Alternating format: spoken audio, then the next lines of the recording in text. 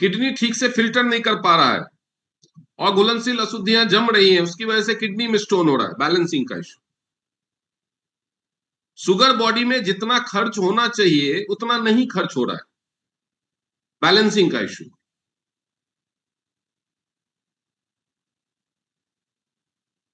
Blood का pressure जितना create करना चाहिए हार्ट को उतना नहीं क्रिएट कर पा रहा है, या उससे ज्यादा क्रिएट हो रहा है प्रेशर, बैलेंसिंग का इशू।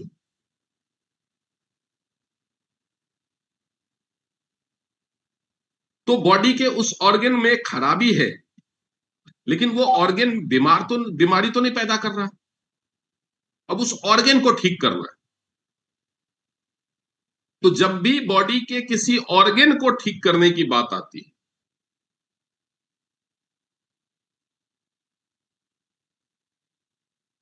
तो ऑर्गन के फंक्शन को ठीक करना और ऑर्गन को ठीक करना दोनों में थोड़ा सा डिफरेंस। तो जब ऑर्गन के फंक्शन को ठीक करने की बात आती है तो उसके लिए पहले ऑर्गन को ठीक करना पड़ता है, ऑर्गन को हेल्दी करना पड़ता है। एक बीमार आदमी परीक्षा लिखे तो क्या वो अच्छे ढंग से नंबर ला पाएगा? अगर उसको सब कुछ आता है और एग्जाम के दिन स्टूडेंट बीमार हो जाए तो क्या वो सब सब अच्छे नंबर ला पाएगा? एक औरत जिस दिन बीमार होती है, क्या वो उस दिन अच्छा खाना बना पाती है? आप जिस दिन बीमार होते हैं, क्या आप अगर कोई जॉब करते हैं तो ऑफिस में अच्छे से कंट्रीब्यूट कर पाते हैं? आप बहुत अच्छे ड्राइवर हैं, लेकिन अगर आप बीमार हैं तो क्या आप सही ढंग से ड्राइव कर पाते हैं?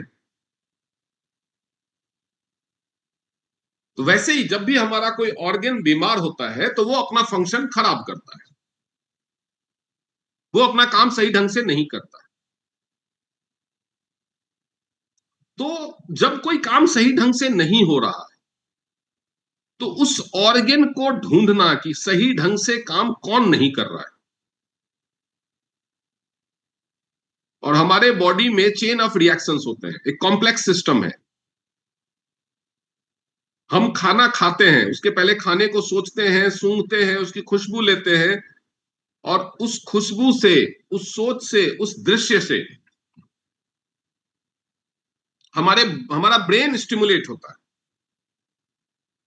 कई बार क्या, अच्छा खाना, टेस्टी खाना भी अगर एक गंदे से टेबल में, बगल में गंदा नाला बह रहा हो और वहां पे कोई ढाबा हो, वहां पे आपको खाने के लिए बोल दिया जाए, टेबल पे मक्खियां भिन आ रही है, बदबू आ रही है, क्या आप टेस्टी खाना भी खा पाएंगे वहां पे? भूख भी है, खाना भी है, खाने का स्वाद भी है, क्या आप खाना खा पाएंगे वहां पे? कौन कौन है जो खा लेगा?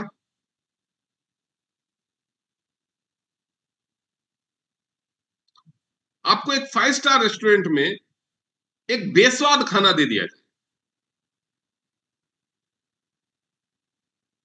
क्या आप खा लेंगे? शाही पनीर बहुत टेस्टी बना है लेकिन नमक ही नहीं है उसमें।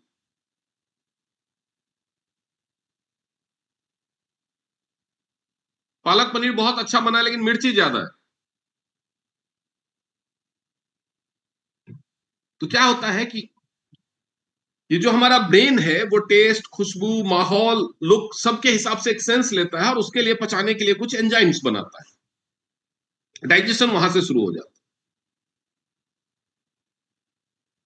उसके बाद मान लो कोई भी हो, किसी का नाम इसमें लूंगा तो बहुत बुरा मान जाए, बट कोई भी, मैं हूं, मैं शाम को ऑफिस से, मैं मान लो एक नौकरी पेशा आदमी हूं, शाम को ऑफिस से थका मारा घर आऊं,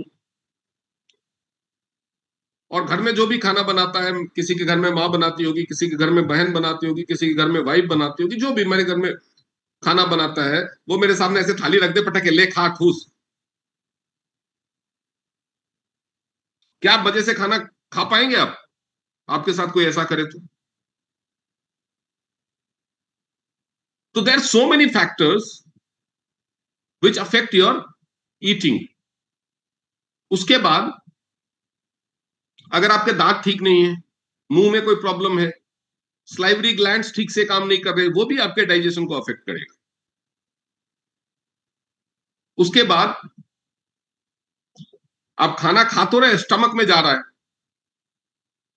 स्टमक बहुत फैल गया है, बड़ा हो गया आपका स्टमक। क्यों? क्योंकि आप ओवर ईटिंग करते हैं, खूब खाते हैं, और खाने में आपके कार्बोहाइड्रेट बहुत ज्यादा होता है। तो कार्बोहाइड्रेट को पचाने में स्टमक को टाइम लगता है। कार्बोहाइड्रेट को पचाने में स्टमक को टाइम लगता है। और जो कार्बोहाइड्रेट वो भी अगर प्रोसेस्ड हो और उसमें प्रिजर्वेटिव्स हो। मान लो अभी विंटर का टाइम आ गया, अभी नहीं आया है, आ जाएगा। विंटर का टाइम आ गया और आपने एक अपना मफलर ढूंढना है, और घर में 4 अलमारी कपड़े ला करके कोई आपके सामने डाल दे, इसमें से मफलर ढूंढ के निकालो, तो आपको टाइम ज्यादा लगेगा कि नहीं लगेगा? तो अगर आपका खाना ऐसा है जिसमें कार्बोहाइड्रेट तो है ही, साथ में ऐसी चीजें जो हमारे शरीर के लिए सूटेबल नहीं है, जो हमें नहीं चाहिए, वो चीजें अगर ज्यादा मात्रा में मौजूद है, तो उस खाने का डाइजेशन प्रोसेस करने में स्टमक ज्यादा टाइम लेता है। जैसे आपके खाने में प्रिजर्वेटिव्स है, आपके खाने में कलरिंग एजेंट्स है। जैसे आपने देखा होगा ना, सब्जियां बनाते हैं तो लाल जो कलर चिली आता है लाल कलर का, वो डाल दिया जाता है उसमें। आपके खाने में टेस्ट इनहेंसर्स हैं, जो सिर्फ स्वाद बढ़ाने के लिए इस्तेमाल किए जाते हैं, वो खाने का पार्ट नहीं होते। तो खाने में बहुत सारी चीजें ऐसी हो जाती हैं जो हमारी बॉडी को चाहिए ही नहीं। अब स्टमक कंफ्यूज, पहले तो वो उन चीजों को अलग करता है, उसमें उसका आधा टाइम चला जाता है, क्योंकि वो तो खाने के साथ घुली मिली होती है। तो खाने के लिए पचाना कौन सा है, इंटेस्टाइन को देना कौन सा है, वो सेग्रीगेशन में, उसके डाइजेशन में वो टाइम लगा। अब मान लो कि कोई 8 बजे ब्रेकफास्ट करता है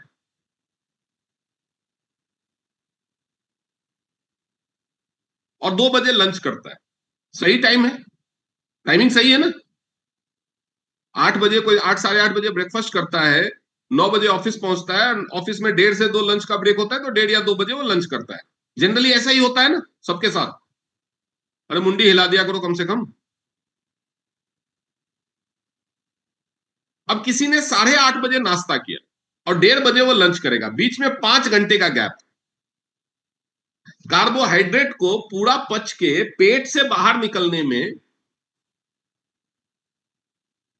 5 से 6 घंटे लगते हैं। इतना टाइम तो प्रोटीन को 3 से 4 घंटे लगते हैं। अगर फ्रूट सैलड वगैरह खाते हो तो वो 2 घंटे में पच जाता है, पानी तुरंत निकल जाता है। तो हर चीज का टाइमिंग है। तो नॉर्मली ब्रेकफास्ट में लोग क्या क्या खाते हैं? Carbohydrate rich food.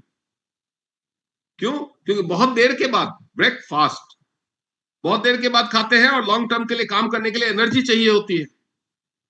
तो एनर्जी का सोर्स क्या है? शुगर और कार्बोहाइड्रेट। तो कार्ब्स ज्यादा, पराठे खा लेंगे, रोटी खा लेंगे, पोहा खा लेंगे, उपमा खा लेंगे, चाय भी पी लेंगे, शुगर मिल गई। थोड़ा मीठा भी कुछ लोग खा लेते हैं, या ब्रेड खा लेंगे, ब्रेड के साथ बटर खा लेंगे। तो ये सब नॉर्मली जो हम इंडियंस का जो ब्रेकफास्ट है, I am talking in Indian context, वो कार्बोहाइड्रेट रिच होता है। जनरली बहुत सारे लोग हैं जो हेल्थ कॉन्शियस हैं, वो प्रोटीन और फ्रूट्स ही लेते हैं ब्रेकफास्ट में, लेकिन जनरली लोगों का कार्बोहाइड्रेट रिच फूड है। ये जब तक पराठे में बटर एकदम बह ना रहा हो, तैर ना रहा हो, तब तक तो मजा ही नहीं आता खाने में। ऊपर से थोड़ा अचार भी चाहिए, कैलोरी तो उन्हीं से पूरी हो गई। तो जब कैलोरी की भूख, हमें भूख मिटती कैसे है? खाना खाने के बाद लगता है ना कि अब बस हो गया। तो आपने देखा होगा कि जब हम हेवी फूड खाते हैं, रिच फूड खाते हैं,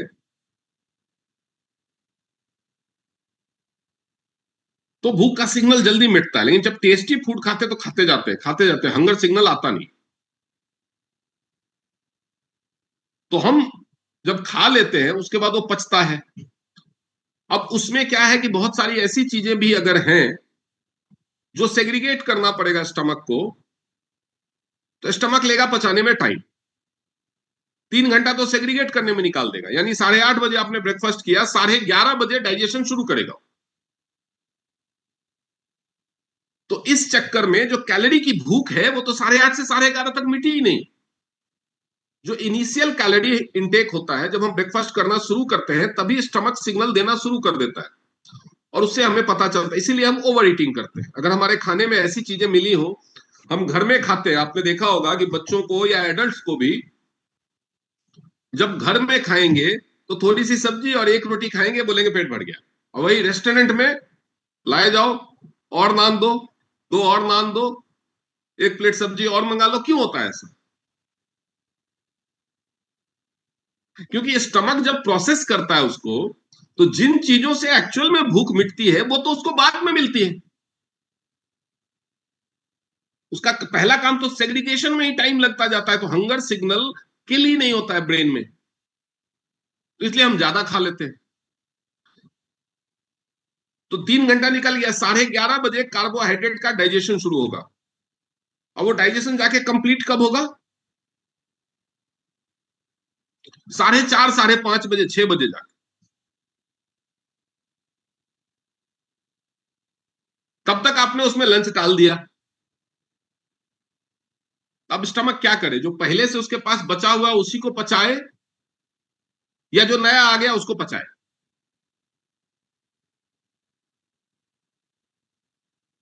और यही प्रोसेस चलता रहता है और स्टमक का साइज बढ़ने लगता है, क्योंकि उसमें स्टमक में ओवर डिपॉजिट हो रहा है खाने। जब स्टमक हैवी रहेगा हमेशा, तो उसके जो मसल होते, क्या है, थैली है जो सिकुड़ती है फैलती है, सिकुड़ती है फैलती है, उसके अंदर प्रक्रियाएं होती है। तो वो मसल्स वीक हो जाते हैं ओवरबर्डेंड होने की वजह से। स्टमक को भी तो रेस्ट चाहिए। अगर आपने 8:30 बजे ब्रेकफास्ट किया और 12:30 बजे आपका स्टमक खाली हो गया, और उसके बाद आप 1:30 बजे लंच कर रहे हो, तो 1 घंटा स्टमक को रेस्ट मिला या नहीं मिला? लेकिन 8:30 बजे लंच किया, आपका स्टमक खाली होगा 4:30 बजे जाकर के, बीच में 2 बजे आपने और ठूस लिया, तो क्या होगा? यहां से शुरू होता है शुगर बढ़ने का सिलसिला, बीपी बढ़ने का सिलसिला, वजन बढ़ने का सिलसिला, गैस एसिडिटी की प्रॉब्लम, जीआरडी की प्रॉब्लम। खैर वो तो प्रॉब्लम की बात हो गई। अभी समस्या क्या है कि स्टमक तो ठीक से डाइजेशन कर नहीं रहा है। हाउएवर, अगर स्टमक को सुधार लिया जाए, उसके बाद वो पहुंच रहा है इंटेस्टाइन में। अब इंटेस्टाइन कितने ढंग से काम कर रहा है, ये डिपेंड करेगा कि उसको स्टमक से कितना पचा हुआ खाना मिला है।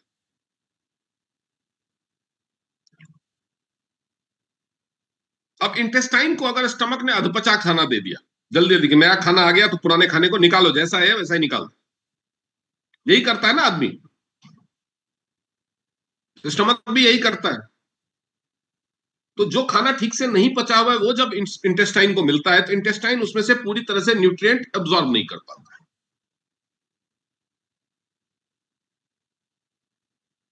और वो उसको पचाने के लिए ज्यादा, उसको ब्रेक डाउन करने के लिए ज्यादा एसिड प्रोड्यूस कर देता है। फिर भी वो पूरा प्रोसेस नहीं कर पाता, और अनप्रोसेस्ड फूड भेज देता है किसमें? Large intestine. अब लार्ज इंटेस्टाइन के ऊपर लोड बढ़ गया,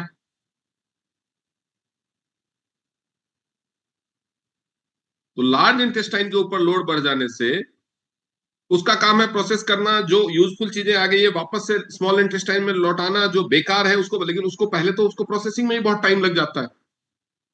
तो इस तरह से कई सारे फैक्टर्स होते हैं जिसमें पूरा का पूरा ये चेन इन्वॉल्व हो जाता है। तो जिस चीज को प्रोसेसिंग के लिए जितना टाइम मिलना चाहिए वो आपके ऑर्गन को नहीं मिलता है, तो उसमें वो क्या गलतियां करते हैं?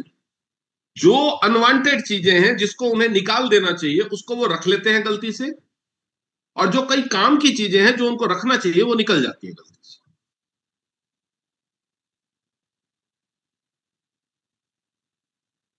अब ये सारा कुछ होने के बाद, ये सारे महाशय, जो न्यूट्रिएंट, जो खाने, जो बॉडी के लिए जरूरी चीजें हैं, वो पहुंचती कहां है?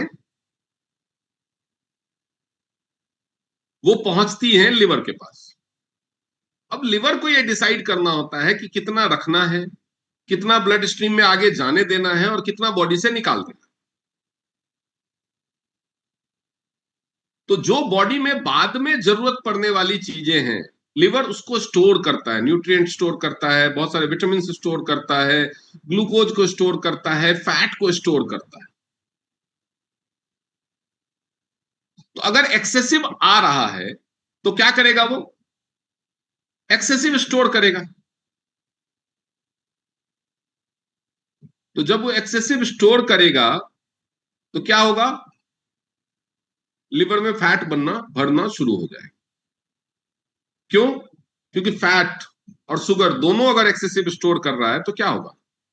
जब भी एनर्जी चाहिए होगा तो शुगर यूटिलाइज हो जाएगा, फैट जमा ही रह जाएगा। फैट का काम है कि जब एनर्जी चाहिए और शुगर नहीं हो तो फैट मेल्ट डाउन होगा, ब्रेक डाउन होगा और उससे एनर्जी प्रोड्यूस होगी। लेकिन शुगर ही आप इतना ले रहे हो कि फैट को ब्रेक डाउन होने की नौबत ही नहीं आती, तो फैट तो बस लेयर पे लेयर, लेयर पे लेयर, लेयर पे लेयर जमता जा रहा है। और यहां से शुरुआत होती है। एक टाइम ऐसा आता है जब ब्लड में जो एक्सेस फैट है वो लिवर हाथ जोड़ देता है, ना भैया अब ना हो पाएगा जमा, ले जाओ। तो आपके खून की चिकनाई बढ़नी शुरू हो जाती है, खून गाढ़ा होना शुरू हो जाता है, और यहां से शुरुआत होती है बीपी बढ़ने की। अब हर जगह अगर फैट जमा हो गया है तो ग्लाइकोजन जो शुगर को, ग्लूकोज को जो जमा करता है वो लिवर, जगह नहीं है आगे बढ़ो, तो वो ब्लड स्ट्रीम में ही रह जाता है। वहां से शुरुआत होती है शुगर के बढ़ने की। और इसीलिए ये सब चीजें बीमारियां नहीं है, इसीलिए ये सब चीजें डिसऑर्डर्स हैं जिनका इलाज नहीं हो पाता। तो आपको ये सारी जो प्रक्रियाओं में गड़बड़ है उसको बैलेंस करना है।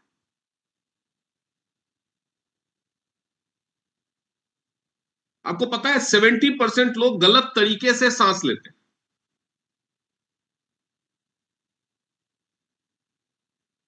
सांस लेने का तरीका 70% लोगों का गलत है। अगर सांस लेते वक्त आपका पेट फूलता है तो आप गलत तरीके से सांस लें, क्योंकि फिर लंग्स से जो कार्बन डाइऑक्साइड निकलने की प्रक्रिया है वो सही ढंग से नहीं हो पाती। तो जब कार्बन डाइऑक्साइड सही ढंग से निकलेगा नहीं तो क्या होगा? अगली बार ऑक्सीजन लोगे कैसे? तो ब्लड में ऑक्सीजन की कमी होने लगी। तो इसीलिए वो जो प्राणायाम सिखाया जाता है ना कि एक नाक बंद करो, एक नाक से छोड़ो, ताकि वो ऑक्सीजन और कार्बन डाइऑक्साइड निकलने की प्रक्रिया सही ढंग से हो पाए।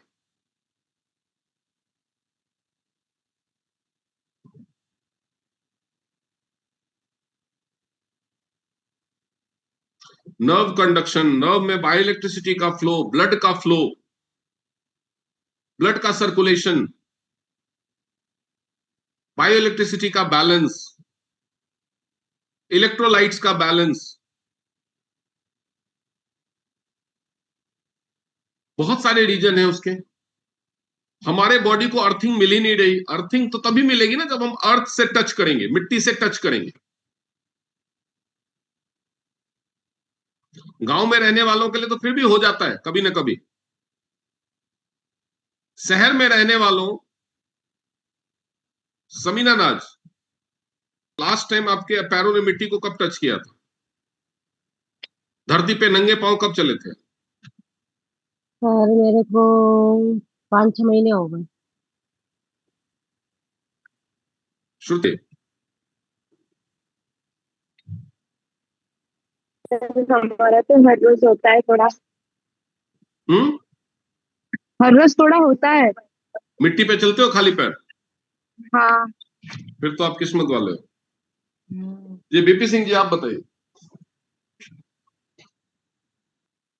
Good morning.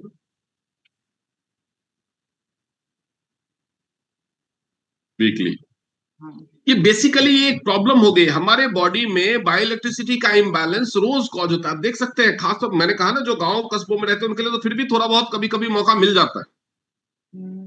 लेकिन अभी आदत ऐसी हो गई है कि गांव में रहने वाले लोग, उनका आंगन मिट्टी का है लेकिन चप्पल पैरों से उतरता नहीं है। बिस्तर से उतरेंगे तो पैरों में चप्पल होगी, तो नंगे पांव तो चलते ही नहीं है। तो जो इम्बैलेंस्ड बायोइलेक्ट्रिसिटी है बॉडी में, बॉडी को अर्थिंग नहीं मिलेगी तो इम्बैलेंस जाएगा कहां, बैलेंस होगा कैसे?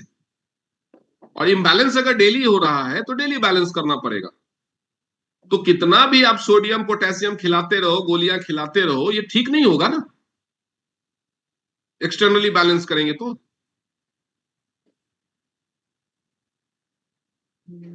तो इसीलिए बहुत सारी चीजें ऐसी है जिनको बैलेंस करने के लिए आपको मशीनों की और थेरेपी की जरूरत पड़ेगी।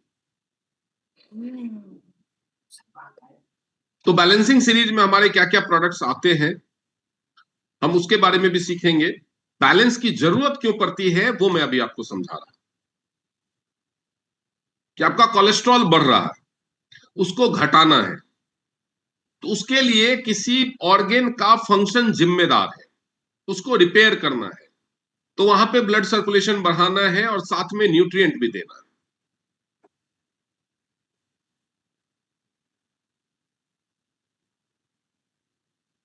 आपका शुगर बढ़ रहा है, उसको बैलेंस करना है। आपका बीपी बढ़ रहा है, उसको बैलेंस करना है। आपको नींद की प्रॉब्लम हो रही है, आपको मेमोरी की प्रॉब्लम हो रही है, ये सारी चीजें इम्बैलेंस की वजह से हो। अब तीसरा जो एक फैक्टर है बैलेंसिंग के साथ जुड़ा हुआ, बहुत ही इंटरेस्टिंग फैक्टर है। जब भी आपको कोई ऑटो इम्यून डिसऑर्डर वाला बंदा मिले, ऑटो इम्यून डिसऑर्डर किसको कहते हैं मोटे तौर पे, कौन बताएगा? गुंजन जी आप बताइए, ऑटो इम्यून डिसऑर्डर किसको कहते गुड मॉर्निंग सर। हैं? Good morning. Auto immune disorder मतलब जब अपने ही बॉडी के इम्यूनिटी के जो सेल्स होते हैं वो अपनी बॉडी के सेल्स को डिस्ट्रॉय करने लग जाते हैं। ओके, पवन रोहिला जी आप बताइए, अपनी ही बॉडी के सेल, अपने ही बॉडी के हेल्दी सेल्स को, अपनी ही बॉडी के इम्यूनिटी सेल डिस्ट्रॉय क्यों करने लग जाते? ऐसा कोई क्यों करता हो? इट इज समथिंग लाइक कि अपना ही फैमिली मेंबर अपने ही फैमिली मेंबर्स को पीट रहा है। हार्मोनल इम्बैलेंस की वजह से सर, हम्म, हार्मोनल इम्बैलेंस हो जाता है तो वो जो सेल है वो दूसरे हार्मोन को है डिलीट कर इम्बैलेंस, देते लेकिन हैं। हार्मोनल इम्बैलेंस नहीं। बॉडी में इम्यूनिटी सेल्स बहुत सारे हैं। जनरली व्हाइट ब्लड सेल्स को इम्यूनिटी सेल्स, फाइटर सेल्स माना जाता है। लेकिन हर ऑर्गेन का इम्यूनिटी की रिक्वायरमेंट अलग तरह की होती है, इसीलिए हर ऑर्गेन में इम्यूनिटी सेल्स कुछ अलग तरह के होते हैं। इसीलिए ऑटो इम्यून डिसऑर्डर्स भी अलग अलग तरह के होते हैं। मान लीजिए किसी का इम्यूनिटी पागल हो गया, तो पूरी बॉडी के सेल्स को मारना चाहिए ना उसको। तो क्यों केवल घुटने, कंधे यानी जॉइंट्स अफेक्ट होते हैं और उसको रोमेटाइड आर्थराइटिस होता है? क्यों रोमेटिज्म में, रोमेटाइड आर्थराइटिस एक ऑटो इम्यून डिसऑर्डर है, तो क्यों उसमें केवल जॉइंट्स ही अफेक्ट होते हैं?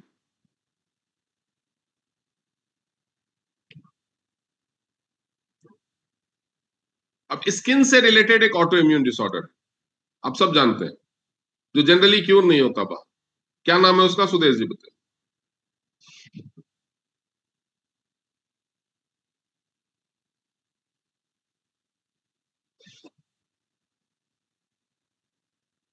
सोराइसिस। सोराइसिस स्किन का ऑटो इम्यून डिसऑर्डर, जिसमें स्किन के अपने ही इम्यूनिटी सेल्स, जिसका काम स्किन को बाहरी अटैक से बचाना है, वही उसको मारना शुरू।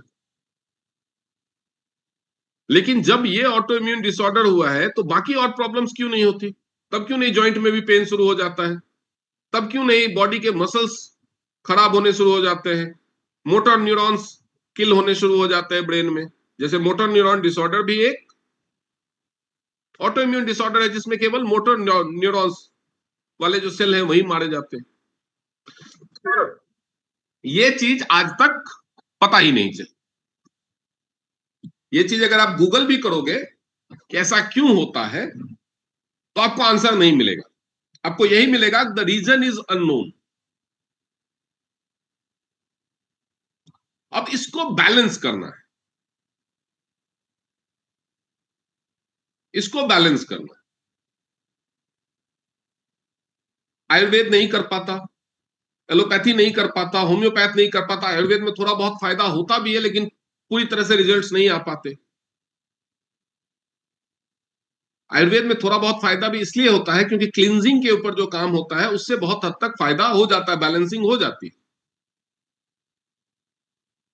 लेकिन कौन सा इम्यूनिटी सेल और किस तरह से काम नहीं कर पा रहा है, उसमें बहुत सारे चीजों के बैलेंस की जरूरत होती है। क्योंकि इम्यूनिटी का काम जो है उसमें कितने ऑर्गेन इन्वॉल्व है। इम्यूनिटी सेल बनते कहां है?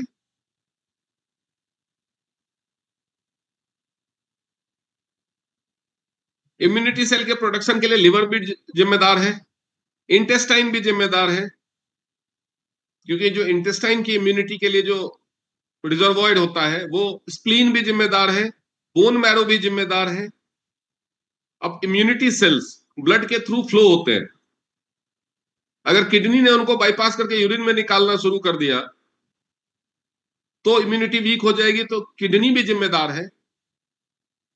तो बहुत सारे, और उसके अलावा जो लिम्फ है जिसके थ्रू ये व्हाइट ब्लड सेल का फ्लो होता है, लिम्फेटिक सिस्टम भी जिम्मेदार।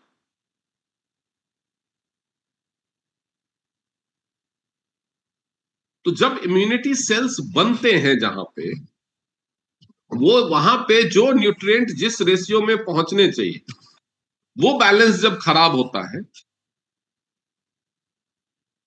वो बैलेंस खराब कहां से हो सकता है? किडनी, लिवर और लिम्फ की वजह से। तो जब आप इन तीन चीजों को बैलेंस कर लेंगे तो इम्यूनिटी सेल अच्छे बनने शुरू हो जाएंगे। लेकिन फिर इम्यूनिटी सेल को जो पहचान करने की क्षमता है, अब जैसे मान लो आपके लंग्स में भी इम्यूनिटी सेल्स होते हैं, उनका काम क्या है? बाहर से वायरस या बैक्टीरिया का अटैक अगर लंग्स के सेल पे हो रहा है तो उनको मारना, उनको काउंटर करना। लेकिन ये कमांड और कंट्रोल कहां से मिलता है? उनको ब्रेन से। तो जब ब्रेन इस काम में फेल होने लगता है, अब ब्रेन इस काम में क्यों फेल होने लगेगा? या तो ब्रेन की कोई प्रॉब्लम हो सकती है, एंजाइटी, स्ट्रेस, नींद नहीं आना, ये सब प्रॉब्लम्स हो सकती है। या फिर ब्रेन अपना कमांड तो सही ढंग से दे रहा है, लेकिन आपके स्पाइन में कुछ इश्यू है जिसकी वजह से वो कमांड सही ढंग से सही समय पर सही जगह पे पहुंच नहीं पा रहा है।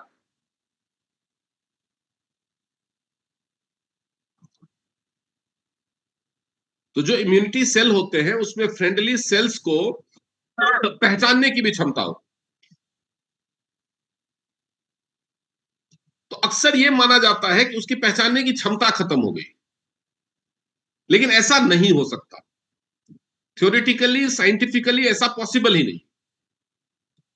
तो फिर होता क्या है? टीसीएम के हिसाब से ऑटो इम्यून डिसऑर्डर में wrong distribution of immunity cells हो जाता है। मतलब लंग्स वाले जो इम्यूनिटी सेल है वो पहुंच गए घुटने में, घुटने वाले इम्यूनिटी सेल पहुंच गए स्किन में।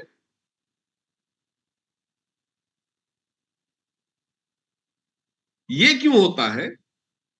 क्योंकि ब्रेन का जो कंट्रोलिंग बैलेंस है वो पुअर हो जाता है। अब हमें तो नहीं पता कि वजह क्या है, लेकिन ब्रेन को तो पता है ना कि कहां पे क्या भसर फैल रही है। लेकिन ब्रेन को ये बात बताए कौन? तो वो काम अगर कोई डिवाइस कर सकता है पूरी दुनिया में तो वो है एक्यूलाइफ। ब्रेन से अगर आपको कोई काम करवाना है, आप नहीं ठीक कर सकते। आप टीसीएम एक्सपर्ट हैं, आप एलोपैथी एक्सपर्ट हैं, आप आयुर्वेद के एक्सपर्ट हैं, आप होम्योपैथ के एक्सपर्ट हैं, आप किसी भी चीज के दुनिया के सबसे बड़े एक्सपर्ट हैं। आप ऑटो इम्यून डिसऑर्डर को ठीक नहीं कर सकते पूरी तरह से। क्यों? क्योंकि आपको ब्रेन किस भाषा में समझेगा वो भाषा नहीं आती। आप ब्रेन को कमांड नहीं दे सकते। ब्रेन को कमांड देने का जितना भी सामर्थ्य है, पूरी तरह से तो नहीं है, लेकिन जितना भी सामर्थ्य है वो केवल एक्यूलाइफ में, क्योंकि ब्रेन कमांड लेता है केवल सिग्नल्स के थ्रू। और वो सिग्नल्स जनरेट कौन करता है?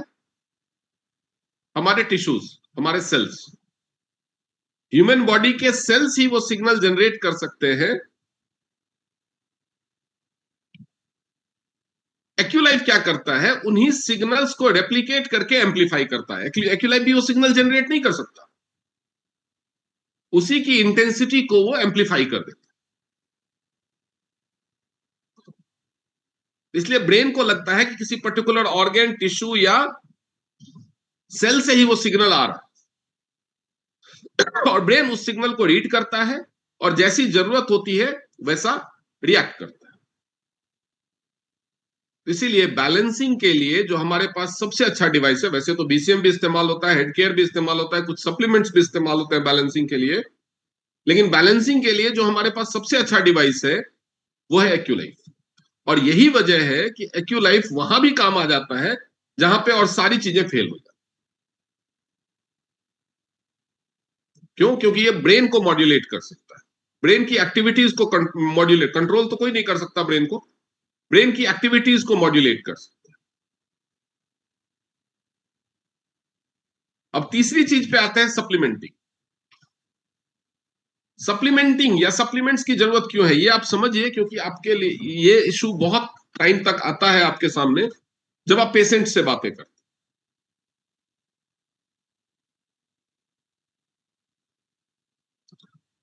एक तो हमारे खाने में जो भी न्यूट्रिएंट है, हमारे खाने में जो भी न्यूट्रिएंट है वो न्यूट्रिएंट आते कहां से? हम दाल खाते हैं, चावल खाते हैं, गेहूं खाते हैं, सब्जियां खाते हैं, फल खाते हैं, तो वो जो न्यूट्रिएंट है वो हमारे खाने पीने की चीजों में आता कहां से? जमीन से आता है, ऑब्वियस सी बात है। जमीन से ही पौधे एब्जॉर्ब करते हैं ना न्यूट्रिएंट। अब जमीन तो उतनी ही है, पॉपुलेशन बढ़ती जा रही है, यानी कम जमीन पे ज्यादा लोगों के लिए पैदावार होनी। तो पैदावार का मतलब क्या? ज्यादा धान उगेगा तो जमीन के अंदर, मान लो एक जमीन के टुकड़े पे आप 1 क्विंटल धान उगा लेते हो, यानी उस जमीन के अंदर नेचुरल तरीके से, उस जमीन के अंदर 1 क्विंटल धान को न्यूट्रिएंट देने लायक ताकत है, राइट? अब आपको पैदावार बढ़ानी है, उसी जमीन के टुकड़े से आपको 5 क्विंटल धान उगाना है।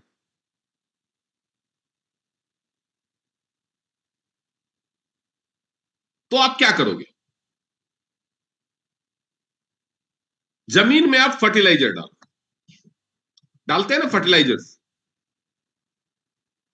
उर्वरक। वो जमीन की उर्वरक क्षमता बढ़ा देती है, पैदा करने की क्षमता बढ़ा देती है।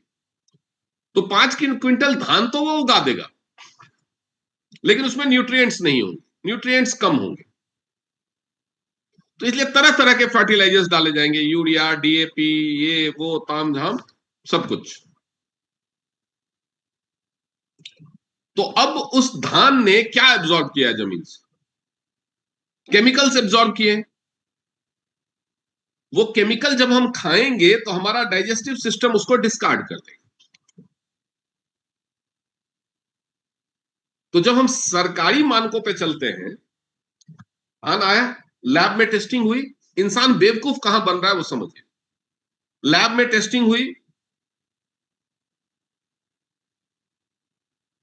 लैब में टेस्टिंग हुई तो उस पदार्थ में जो चीजें जितनी मात्रा में होनी चाहिए उतनी तो है, लेकिन वो कौन सी है? जो केमिकल से बनाई गई।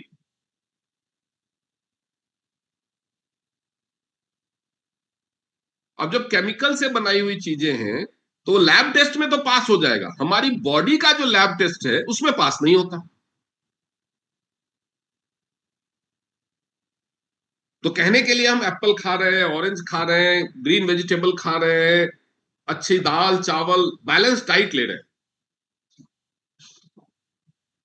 न्यूट्रिशन से भरपूर फोर्टिफाइड आटा खा रहे हैं, फोर्टिफाइड चावल खा रहे हैं, लेकिन उसका जो फोर्टिफिकेशन हो रहा है उसमें जो न्यूट्रिएंट डाले जा रहे हैं वो है जो केमिकल सिंथेसिस से लेबोरेटरी में बनाए गए, वो ऑर्गेनिक नहीं है, वो नेचर ने नहीं बनाया। और हमारी बॉडी की प्रॉब्लम ये है कि हमारी बॉडी उन्हीं चीजों को एक्सेप्ट करेगी जो नेचर में बना है। केमिकल सिंथेसिस से बनी हुई चीजों को हमारी बॉडी डिस्कार्ड कर देती, तो वो एब्जॉर्ब नहीं होगा। तो न्यूट्रिशन की डेफिशिएंसी हो जाएगी बॉडी में। क्यों? क्योंकि खाने में न्यूट्रिशन ही नहीं है। तब आप बोलेंगे नहीं, हम तो चावल खरीद के लाते हैं, उस पे एफएसएसआई का लाइसेंस है, उस पे लिखा रहता है उसका न्यूट्रिशनल वैल्यू। न्यूट्रिशनल वैल्यू है, हमारी बॉडी को जो न्यूट्रिशन चाहिए वो न्यूट्रिशन नहीं है।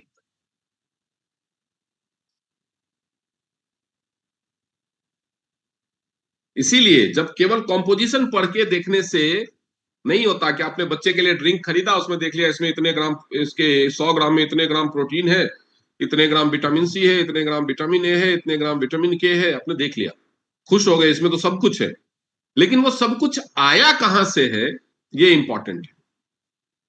उसका इंग्रेडिएंट क्या है, सोर्स क्या है। इसीलिए हम अच्छा खाना खाते हैं। बहुत सारी माताओं की कंप्लेन होती है जनरली, इसको एक से एक अच्छा खाना देते हैं, कॉम्प्लान भी दे रहे हैं, बूस्ट भी दे रहे हैं, सचिन तेंदुलकर वाला भी दे रहे हैं, विराट कोहली वाला भी दे रहे हैं, फिर भी इसका वजन ही नहीं बढ़ता, फिर भी इसकी सेहत ही नहीं बनती। तो या तो ये होता है, या फिर ये होता है कि जो चीजें एक्सेस है, अगर बॉडी ने उसको एक्स्ट्रा डिपॉजिट करना शुरू कर दिया तो फूलना शुरू हो जाता है बंदा। तो इसीलिए ऑर्गेनिक इंग्रेडिएंट से बनाए गए सप्लीमेंट्स को लेने की जरूरत होती है। दूसरा, चलो कैसा खाना आ रहा है वो तो समझ में आ गया, कैसा खाना आ रहा है वो तो समझ में आ गया। आपने मजबूर होकर के अपने छत पे या अपने खेत में खुद से सब्जियां उगानी शुरू कर दी, अच्छा परवल, लौकी, घिया, बैंगन सब खुद का उगा लिया, कोई केमिकल नहीं यूज किया या कहीं से जेन्युइन दुकान से आपको दुगने तिगुने दामों पे ऑर्गेनिक मिल गया। अब आप उसकी कुकिंग कैसे करते हैं? हाई फ्लेम कुकिंग, छिलका हटा के, पानी से पहले 4-5 बार धो के छिलका हटा करके हाई फ्लेम कुकिंग, यानी 80% न्यूट्रिएंट्स आप डिस्ट्रॉय कर देते हैं। खाना बनाने का जो हमारा प्रोसेस है उसमें 80% तक न्यूट्रिशन डिस्ट्रॉय हो जाता है। तो जो लोग आपको अक्लमंद बने आपके सामने, कह रहे हमारे बाप दादा तो सप्लीमेंट नहीं खाते थे, वो 100 साल जीते थे, तो उनको पूछो तुम्हारे बाप दादा खाना उगाते कैसे थे, खाना पकाते कैसे थे, खाना खाते कैसे थे, तुम भी वैसा ही कर लो, तुम्हें भी इसकी जरूरत नहीं पड़ेगी।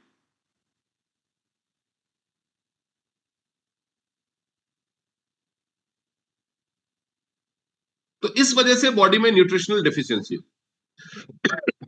मैंने क्या कहा कि जो बीमारियां हैं, मलेरिया है, डेंगू है, टीबी है, कैंसर है, वो तो ठीक हो रहा है, वो एक्सटर्नल फैक्टर की वजह से।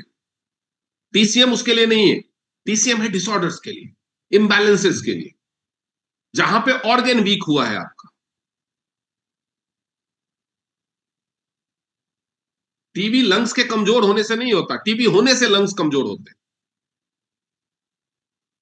कोई कैंसर जो होता है, किसी को यूट्रस में कैंसर हो गया तो इसका मतलब उसका यूट्रस खराब नहीं था, कैंसर ने खराब किया उसको। तो वो बीमारियां तो एलोपैथी में ठीक होती है, लेकिन जहां पे ऑर्गन को रिपेयर करना है वहां पे एक तो बैलेंस चाहिए ब्लड सर्कुलेशन का, दूसरा जो भी ऑर्गन रिपेयर करना है उसके सेल जिस न्यूट्रिशन से बने हैं वो न्यूट्रिशन भी तो चाहिए। न्यूट्रिशन ऑलरेडी कम है बॉडी में, तो अगर हम खून पहुंचाते भी रहेंगे तो ऐसा ही होगा जैसे कोई बाढ़ग्रस्त क्षेत्र में हम हेलीकॉप्टर भेज तो रहे फूड ड्रॉप करने के लिए, लेकिन उसपे फूड ही नहीं है, तो खाली चक्कर मार के आ रहा है। तो विदाउट न्यूट्रिशन अगर आप थेरेपी ले भी रहे हैं तो वो वैसा ही होगा कि बाढ़ वाले क्षेत्र में हेलीकॉप्टर गया, खाली ऊपर से घूम के आ गया, क्योंकि न्यूट्रिशन तो लेके ही नहीं गया, वो तो देगा क्या उस ऑर्गन।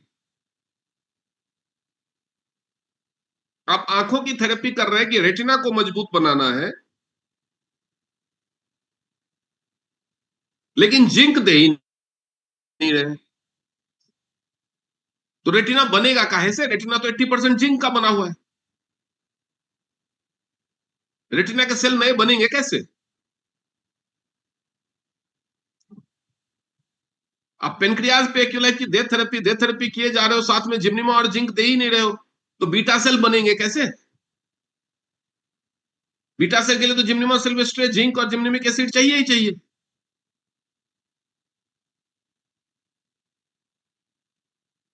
तो शुगर ठीक कहां से होगा? तो ये चीजें आपको